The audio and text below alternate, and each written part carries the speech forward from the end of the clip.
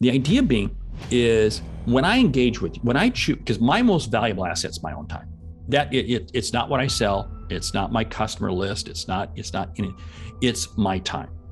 So I want to spend the most amount of time with the fewest amount of prospects, because here's what happens. Another episode of Sales Intersection, the intersection of money and meaning.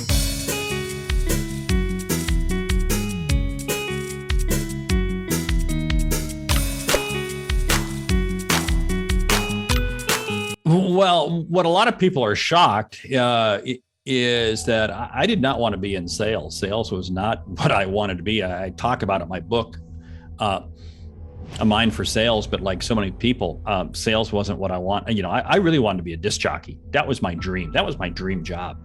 That I wound up in sales. Reason was the speeding tickets caused my insurance to go through the roof. I couldn't afford car insurance. So I had to get a job that supplied me with a car. That's how I wound up in sales. It's amazing. You can have somebody who's incredibly brilliant and they can't sell at all. Give me somebody with a great personality and man, they'll light the scoreboard up. That's what I really hone in on. I want to appeal to people who want to get better in sales. And I don't care if they're 10 years old, just getting a kool-aid stand, or 80 years old and selling AARP, cards. I don't care.